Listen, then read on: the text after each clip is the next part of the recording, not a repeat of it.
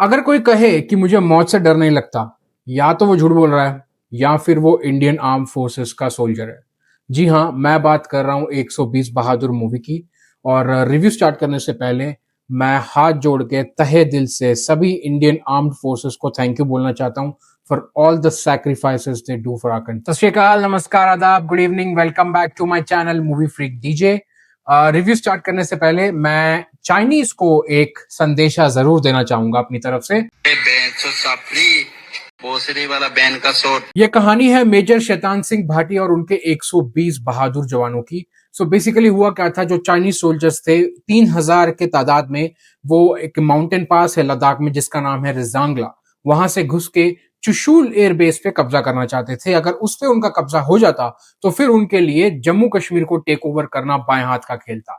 तो इसलिए रजांगला में उनको रोकना बहुत जरूरी था और वहां पे सिर्फ तैनात थे अपने 120 फौजी। तो चाइनीज घुस तो आए थे ये सोच के कि भाई हम आसानी से कब्जा कर लेंगे, लेकिन उन्हें ये नहीं पता था कि वो उसी रफ्तार से अपनी मौत की तरफ आ रहे हैं।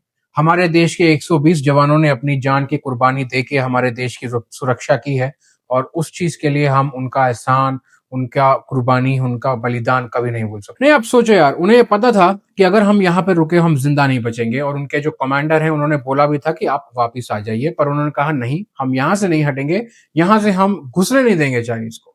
और ये जो 120 जवान हैं ये एक्चुअली अहीर कास्ट से आते हैं। इनका जो बटालियन है, और यूजुअली ये कैटल ब्रीडिंग और डेयरी फार्मिंग, एग्रीकल्चर, उसमें इनका ज्यादा योगदान रहता है।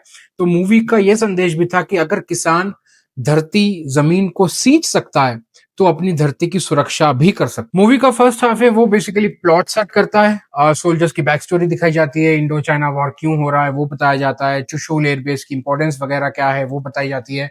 और जो सेकंड पार्ट है इंटरवल के बाद में, वो फुल फ्लैश्ड वॉर है। और मूवी देखते देखते आपको केसरी और बॉर्डर की भी झलकें आपको दिखाई देंगी, आपको कहीं ना कहीं वो चीजें दोबारा याद आएंगी। अब क्योंकि ये मूवी है तो मूवी पॉइंट ऑफ व्यू से उसमें कुछ ना कुछ कहीं ना कहीं थोड़ी बहुत तो गलतियां होंगी, बट मैं वो सब डिस्कस नहीं करूंगा क्योंकि ये कोई एक आम कमर्शियल एंटरटेनर नहीं है। ये अपने फौजियों की सैक्रिफाइस की कहानी है और मैं इस पे खामियां निकाल के उस चीज को छोटा नहीं कर सकता। इतने बड़े नहीं हुए हम। और ना ही मैं इस मूवी को कोई रेटिंग दूंगा। मैं इतनी रिक्वेस्ट जरूर करूंगा आप लोगों से कि प्लीज एक बार अपनी फैमिली के साथ जरूर जाइए और देखिए।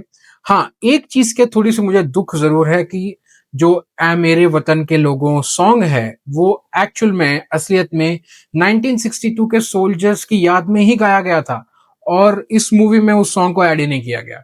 तो वो जरूर मुझे कहीं ना कहीं उसकी कमी लगी है।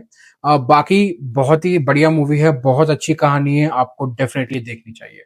तो चलिए इसको हम यहीं एंड करते हैं, जल्द मिलते हैं किसी और मूवी या वेब सीरीज के रिव्यू में।